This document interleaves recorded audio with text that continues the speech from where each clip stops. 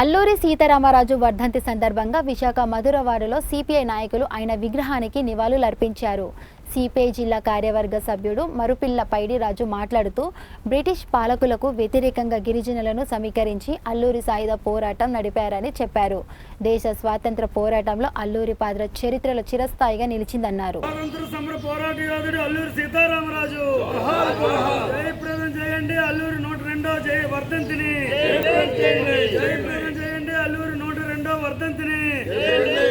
जोहार विप्लव जोत अल्लूरी सीतारामराजु, जोहार विप्लव जोत अल्लूरी सीतारामराजु, सीतारामराजु, स्वातंत्र समर पोराट योधुडु अल्लूरी सीतारामराजु, जोहार विप्लव ज्योति अल्लूरी सीतारामराजु, जोहार विप्लव ज्योति अल्लूरी सीतारामराजु, अल्लूरी 102వ వర్ధంతిని జయప్రదం చేయండి. స్వాతంత్ర సమర పోరాట యోధుడు అల్లూరి సీతారామరాజు. ఈరోజు భారత స్వాతంత్ర సంగ్రామ పోరాట యోధుడు విప్లవ యోధుడు అల్లూరి సీతారామరాజు గారి 102వ వర్ధంతి ఉమ్మడి విశాఖ జిల్లా పద్మనాభ మండలం పాండ్రంకిలో 1897 జూలై 4వ తేదీన జన్మించినటువంటి అల్లూరి సీతారామరాజు 1924 మే 7వ తేదీన మరణించాడు.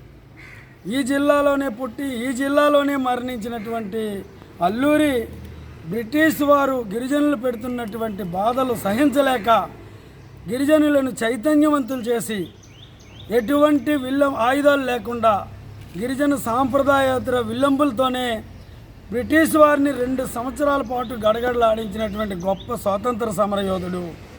ఆయన మరణం 27 సంవత్సరాల్లో ఈ దేశానికి స్వాతంత్రం కోసం బ్రిటిష్ వారి దాస్య సుంకాలకి నలిగి మరణించినటువంటి ఆయన విశాఖపట్నం జిల్లా కొయ్యూరు మండలం మంపలో ఆయన్ని బ్రిటిష్ వారు అతి దారుణంగా కాల్చి చంపినా మెరవకుండా దేశానికి స్వాతంత్రం భారతదేశ ప్రజలకు విముక్తి అని చెప్పినటువంటి గొప్ప మహనీయుడు. ఆ మహనీయుడు ఈ దేశ స్వాతంత్రం కోసం కట్టుబడి పనిచేసినటువంటి గొప్ప యోధుడిగా గుర్తించి రాష్ట్ర ప్రభుత్వం వర్ధంతులు జయంతులు అధికారికంగా నిర్వహించాలని మనందరమే డిమాండ్ చేసిన తరుణంలో ఈ ప్రతి సంవత్సరం ఆయన వర్ధంతిని జయంతిని ఖచ్చితంగా ప్రభుత్వం నిర్వహిస్తుంది. ఈ నేపథ్యంలో విశాఖపట్నం జిల్లా భీమునిపట్నం శాసనసభ నియోజకవర్గంలోని మధురవాడ గణేష్ నగర్లో ఉన్నటువంటి ఈ అల్లూరి విగ్రహానికి పార్టీ ఆధ్వర్యంలో ప్రముఖుల ఆధ్వర్యంలో నివాళులర్పించడం జరిగింది. ఇందులో ప్రజలందరూ పాల్గొన్నారు. వాళ్ళందరికీ ధన్యవాదాలు తెలియజేస్తూ ఆ మహనీయుడికి మరొకసారి జోహార్ విప్లవ జ్యోతి అల్లూరి సీతారామరాజు, జోహార్ విప్లవ జ్యోతి అల్లూరి సీతారామరాజు, జోహార్ విప్లవ జ్యోతి అల్లూరి సీతారామరాజు.